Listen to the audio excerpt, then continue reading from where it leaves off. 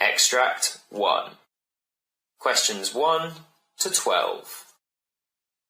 You hear a GP talking to a patient called Joshua Ferguson. For questions 1 to 12, complete the notes with a word or a short phrase. You now have 30 seconds to look at the notes.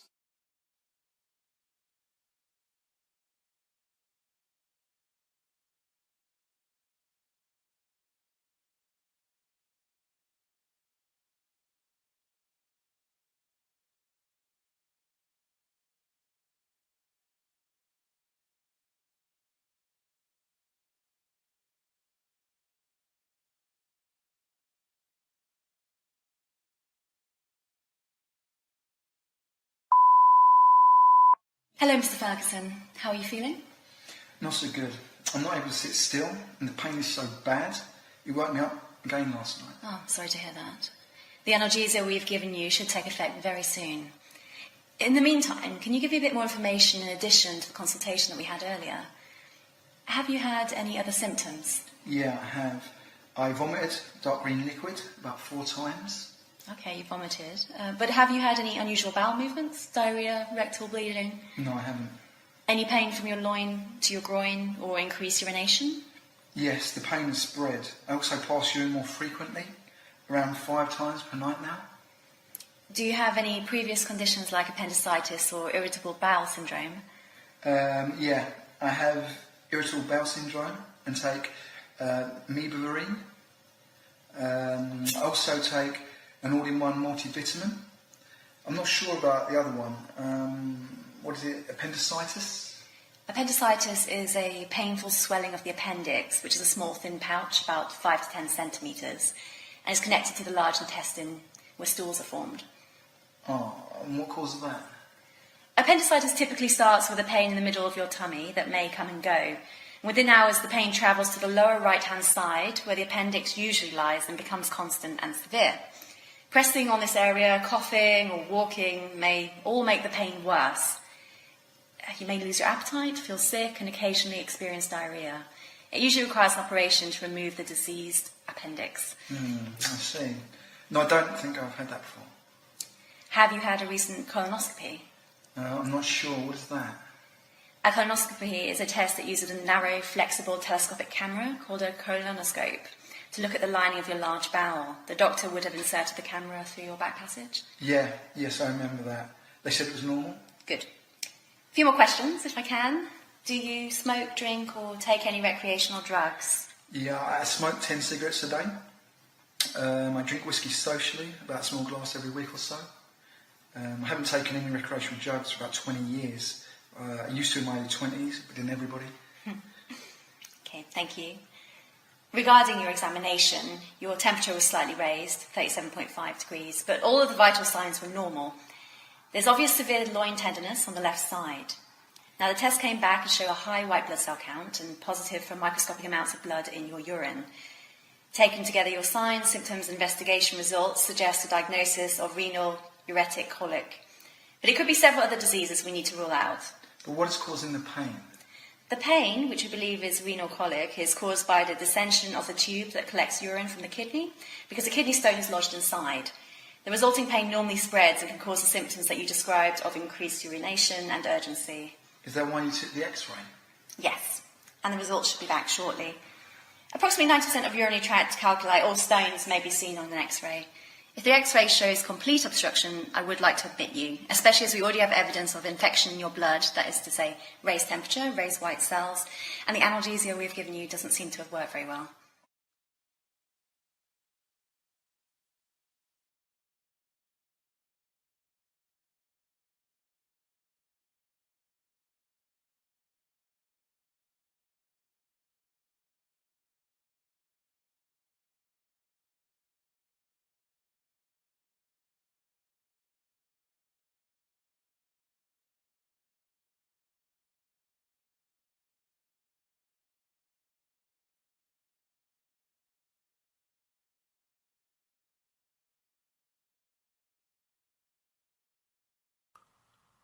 Exam 2, questions 13 to 24. You hear a physician talking to a patient called Dora Akem Akunili. For questions 13 to 24, complete the following notes with a word or short phrase. You now have 30 seconds to look at the notes.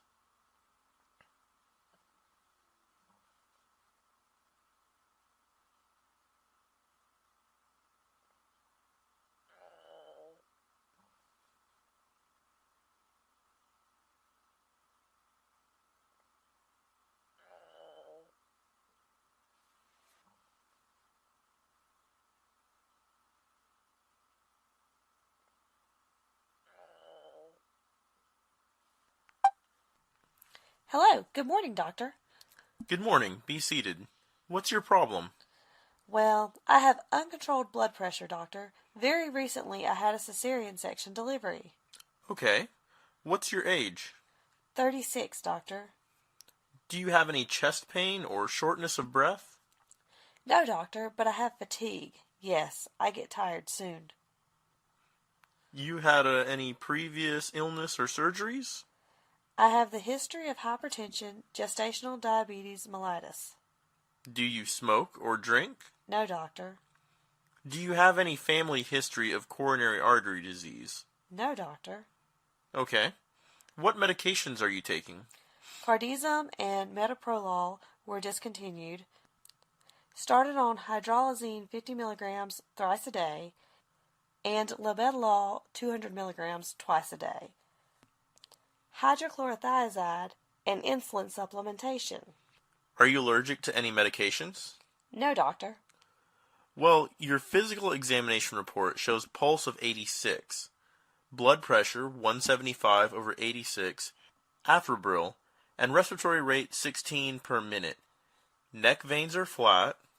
Your echocardiogram shows sinus tachycardia and non-specific ST-T changes. BUN and creatine within normal limits. You have preeclampsia, status post-delivery with cesarean section with uncontrolled blood pressure, borderline gestational diabetes mellitus. I'm ordering echocardiogram for assessment of left ventricular function. I am prescribing labetalol and hydralazine to see the improvements, and based on the response to these medications, I will make further recommendations for your treatment.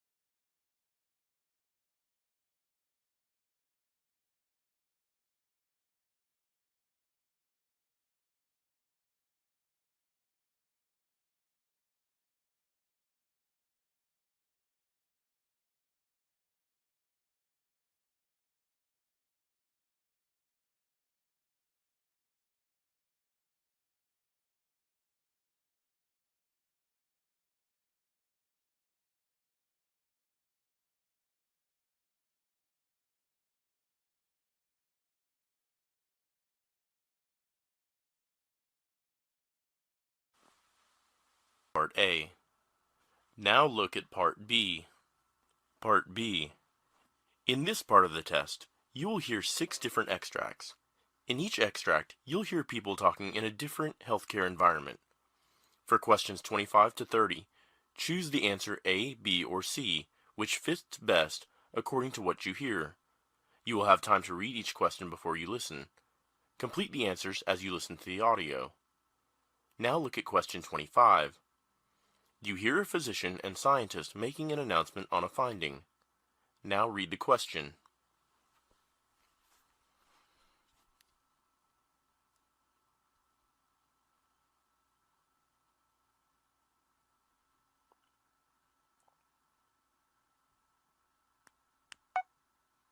A major depressive disorder is one of the most severe, troublesome, and costly psychiatric diseases. Although there are pharmacological and non-pharmacological treatments, often antidepressants are used more frequently than psychological interventions due to inadequate resources. Our efforts are to promote the evidence-based prescription of these antidepressants in the future. Therefore, we are now focused to update and expand our previous efforts to compare and categorize antidepressants for treating a major depressive disorder. All antidepressants were more efficacious compared with placebos while treating the adults with a major depressive disorder. While the effect was lesser in the placebo-controlled patients, the variation in efficacy and acceptability was more in the patients treated with antidepressants. Therefore, these findings should promote the evidence-based prescription of antidepressants and apprise the physicians, patients, and policymakers on the merits of various antidepressants. One of the most crucial challenges worldwide is the routine prescription of antidepressants for the treatment of a major depressive disorder. Nevertheless, in the scientific literature, there are considerable ongoing debates about the effectiveness of antidepressants as well as the potential differences in tolerance and effectiveness due to individual drugs. With the introduction of new antidepressants into the market and the increasing numbers of trials published every year, we have realized the significance of systematic review and meta-analysis to synthesize the evidence in this crucial clinical issue.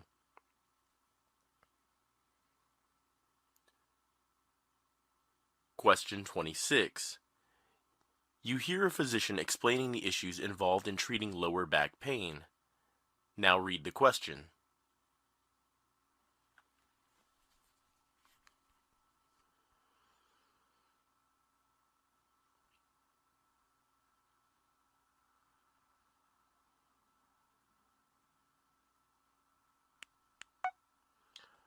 Lower back pain is one of the crucial issues in the medical field leading to disability, and it's growing alongside the aging population, which are more rapid in low-income and middle-income countries, where adequate resources to deal with this issue might not exist.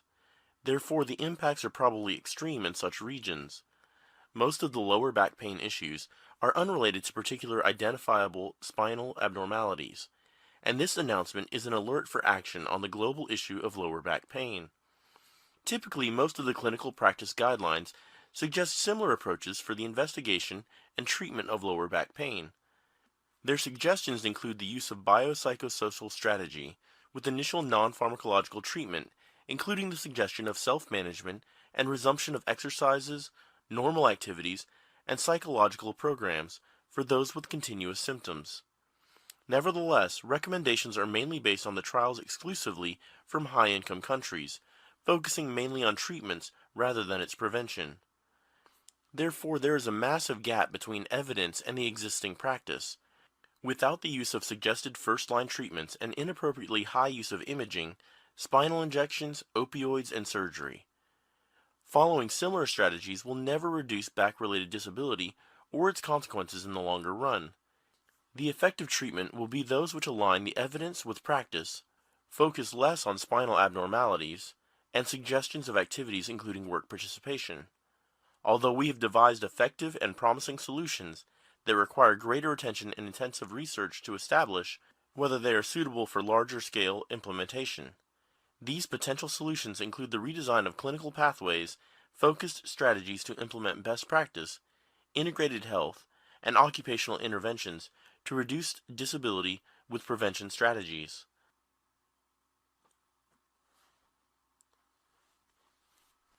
Question 27. You hear a doctor explaining to the nurses about the growth hormone test. Now read the question.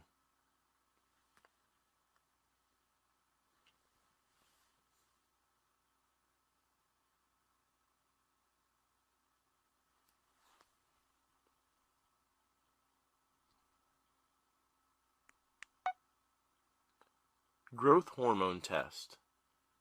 The growth hormone is very essential for the human body to grow. To find out why the growth of a child is slow, a growth hormone test called arginine and clonidine stimulation test is performed that will indicate the secretion level of growth hormone in the body. The child will be injected with two types of medicines during this test, namely arginine and clonidine, that will cause the body to secrete the growth hormone. Biochemically, the growth hormone reserve of the child is defined by the peak serum concentration after stimulation with a known secretagogue. While performing the test, nurses draw 5 blood samples at specific intervals to observe how many growth hormones the body is secreting. Prior to the test, the child should not be allowed to eat or drink anything except water after midnight. The test takes about 6 hours, so the child should be clothed comfortably. Generally, a short-sleeved shirt is suggested during the test. The nurse on duty should make sure whether the child is on any medications before scheduling this test, and they should explain to the parents of the child about the process and outcome of this test. The test will be performed in an endocrinology outpatient clinic, and the nurse should measure the weight and height of the child. Then the child will be taken into the patient room equipped with the intravenous catheter, which is used to inject the arginine into the child and to take the blood samples. However, the clonidine will be fed through the mouth in liquid or in pill form. This may lower the blood pressure and cause the child to sleep, so the nurses should keep on measuring the blood pressure of the child during various intervals. The child may be given fluids to drink during the test. However, before discharging from the clinic, the child should be able to eat and walk around. The child may feel tiresome throughout the evening.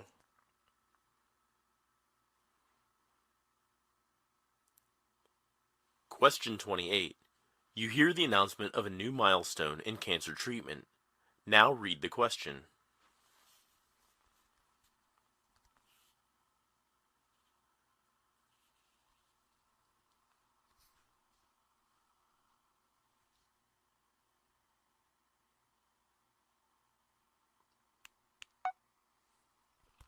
A milestone in cancer treatment. Cut, burn, and poison is the expression that describes the traditional 3 steps involved in the cancer treatment. Specifically, the expression means to cut out the growth of the cancer tumor, burn the carcinogenic cells with radiation, and poison those that remain with chemotherapy drugs. Interestingly, a young doctor from the U.S. proposed another method to treat cancer about 30 years ago. He thought that abandoning the blood supply to cancer tumors could block their growth, but many scientists dismissed this concept for a long period. However, last month, the Food and Drug Administration of the U.S. approved the drug called Avastin that works the way he proposed. Although the drug does not cure the cancer, it increases the lifespan of the patient with colon cancer. Avastin is a genetically engineered protein that connects with the protein in the human body that promotes the growth of the blood vessels. The protein, also known as vascular endothelial growth factor, intervenes with the supply of blood to cancer and starves the cancer cells. Avastin targets the weak places of cancer cells, though it does not damage normal tissue. Whereas chemotherapy kills cancer cells, and also the other normal cells resulting in infections along with stomach and intestinal problems. There are also other drugs being tested to investigate whether they can stop the formation of blood vessels. In the past 2 years, Avastin is one of 3 new drugs approved for colon cancer.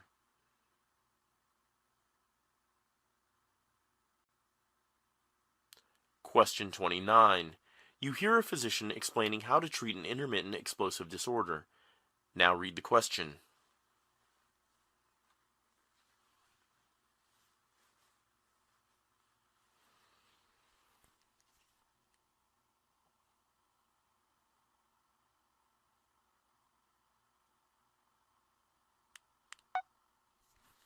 Intermittent explosive disorder.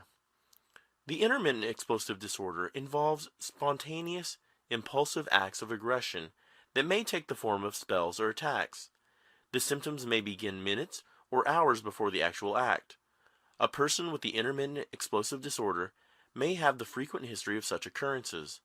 The intermittent explosive disorder can be connected to something in our surroundings or some kind of action within our body. Due to the abnormality in the area of the brain that controls the behavior, some people may show more explosive behavior, while others may develop the intermittent explosive disorder as a result of a severe explosion or violent actions occurring around them. People with the intermittent explosive disorder often show aggressive behaviors that are impulsive, and they often become out of proportion to the situation. They may experience the feelings such as rage, a racing heart, irritability, or sudden burst of energy. Often the patient with the intermittent explosive disorder will feel relieved from built-up tension, while many with such a disorder blame others for causing them to outburst aggressively. However, they also feel guilt and remorse after the outburst. There are various types of drugs to control the intermittent explosive disorder temporarily, such as certain anticonvulsant mood stabilizers, antidepressants. However, the therapy involving cognitive exercises challenging their negative perceptions was found to be effective in controlling the intensity and frequency of intermittent explosive disorder.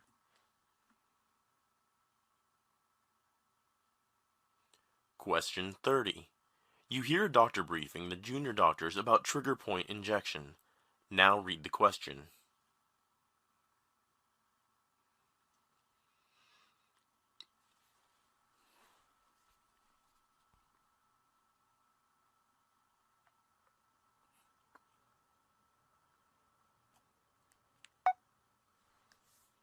Trigger point injection. Often muscle spasm prolongs and doesn't respond to regular treatments like ice and heat, physiotherapy, or muscle relaxants. In order to relax the muscle, either a local anesthetic or a combination of local anesthetic medication and a steroid medication will be injected into the tight bundle of muscles known as trigger points. In this process, the skin of the patient will be cleaned and chlorhexidine and a small needle will be inserted into the trigger point muscle. Generally, up to 4 trigger points are injected in one session. However, when injecting up to 10 trigger points, the patient will feel very painful. It is essential for the patient to inform the physician when the needle contacts the painful trigger point, as this is where the medicine has to be injected. They may feel a temporary discomfort. There can be many possible complications after a trigger point injection, including mild bleeding and skin irritation and infection. Although the positive result of the treatment cannot be ascertained, the local anesthetic will numb the area for 3 hours. The corticosteroids remain in the tissue in active form for about 1 month.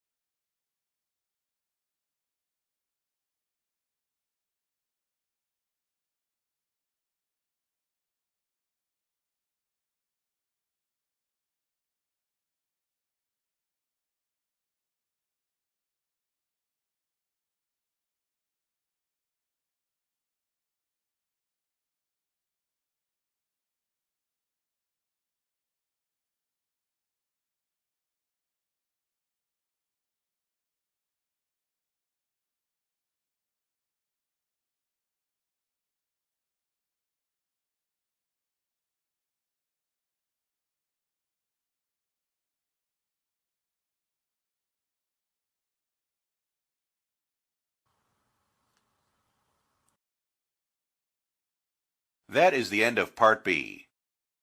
Now look at Part C.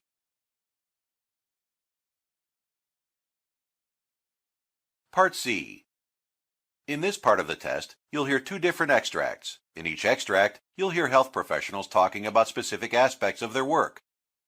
For questions 31 to 42, choose the answer A, B, or C, which fits best according to what you hear. Complete the answers as you listen to the audio. Now, look at Extract 1. Extract 1. Questions 31 to 36. You hear the lecture given by a physician on the topic white blood cell disorders. You have 90 seconds to read questions 31 to 36.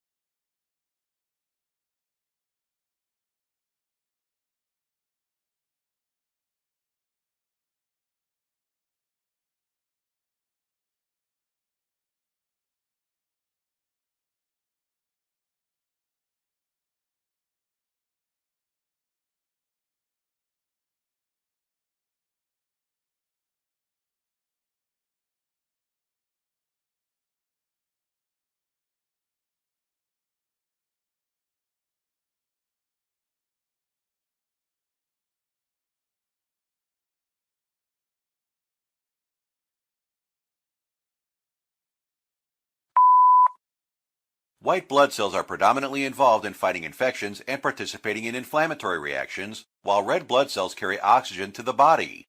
Platelets help stop bleeding. The normal number of white blood cell ranges from around 4 to 11 billion cells per liter. Newborn babies have a higher range, from around 9 to 30 billion cells per liter, which goes down over the first 2 years of life and is similar to adult normal ranges for the rest of childhood. Opposed to red blood cells, the normal range is not affected by gender. However, it is affected by race. In national studies, African Americans have lower baseline white blood cell counts than Caucasians. There are several different ways to categorize white blood cell disorders. First, they can be categorized by cause, those that affect white blood cell production and other factors that affect the function of the white blood cell. Secondly, white blood cell disorders might be categorized by which type of white blood cell is affected. In some disorders, all the white blood cells are affected, but others only affect one type. There are 5 major types of white blood cells: neutrophils, which predominantly fight bacterial infections; lymphocytes, which predominantly fight viral infections; monocytes, which predominantly fight fungal infections; eosinophils, which predominantly fight parasitic infections and are involved in allergic reactions; and basophils, which are involved in inflammatory reactions. Thirdly, white blood cell disorders can be classified as benign or malignant. The majority of white blood cell disorders are benign. Generally, too much of one type of white blood cell is suffixed with philia on the end of the word, and too few of one type of white blood cell is suffixed with penia, which is applicable to all types of white blood cells. For instance, leukophilia is a white blood cell count above the normal range, and leukopenia is a white blood cell count below the normal range. These can also be applied scientific white blood cells, such as neutropenia, with too few neutrophils, or basophilia, with too many basophils. Leukophilia is an increased number of white blood cells. The most common causes are infection, medications like prednisone. Autoimmune neutropenia occurs when the body secretes antibodies that attack and destroy neutrophils. Patients with severe congenital neutropenia are born with severe neutropenia secondary to genetic mutation and have recurrent bacterial infections. Cyclic neutropenia is caused due to genetic mutation, similar to severe congenital neutropenia. However, the neutropenia does not occur every day, but in cycles of about 21 days. Leukemia is a cancerous white blood cells produced in the bone marrow. Chronic granulomatous disease is a disorder where multiple types of white blood cells become unable to function properly. It is an inherited condition and results in multiple infections, particularly pneumonia and abscesses. Leukocyte adhesion deficiency is a disorder where the white blood cells are unable to move areas of infection.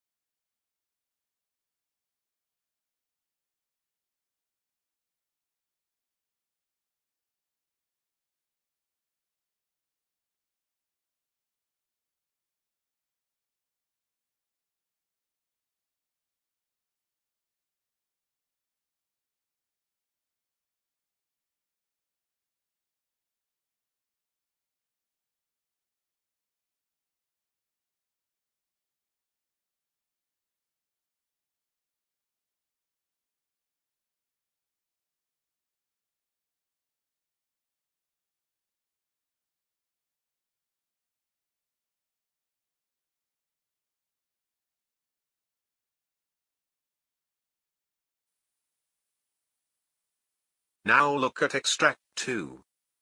Extract 2. Questions 37 to 42. You hear the discussion between a senior doctor and junior doctors about pemphigus. You now have 90 seconds to read questions 37 to 42.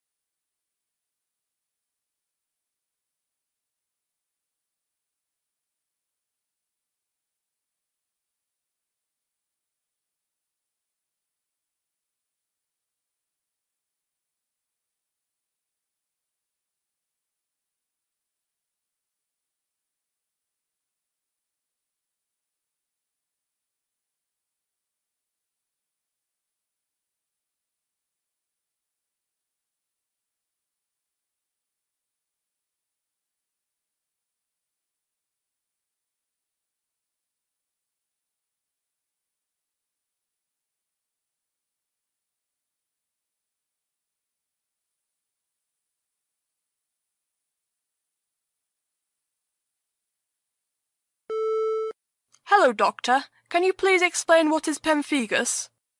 Well, pemphigus is the term used to describe a group of autoimmune diseases which cause the skin and mucous membranes to become blistered. The diseases may affect areas of the body such as the mouth, eyes, nose, throat or genitals. In certain cases, these diseases may be fatal if they are left untreated. Pemphigus disease affects the people from different and ethnicities. However, some studies have shown that individuals of Mediterranean descent and European Jewish individuals are more prone to these diseases. One form of the disease is very common among people who live in the Brazilian rainforests. Pemphigus affects men and women equally, and several studies have proved that the diseases are associated with a genetic predisposition to developing them.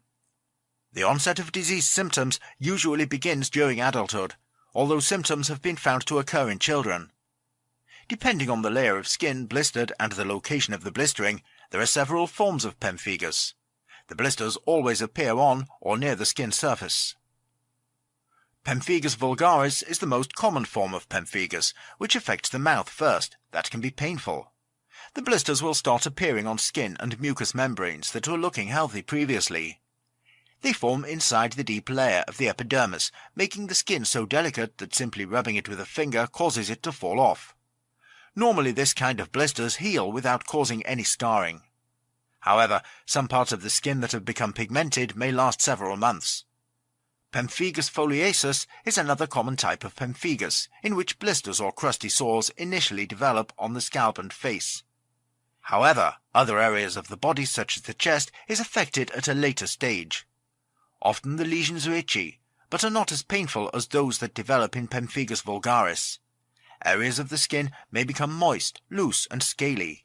Paraneoplastic pemphigus is a rare condition that is not actually pemphigus, but shares certain characteristics of the disease.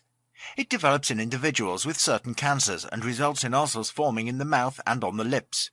The skin also becomes blistered and the eyelids may become cut and scarred. The antibody that binds to the surface of epidermis cells also targets the membranes of the airways, and hence patients with this condition can develop fatal lung problems.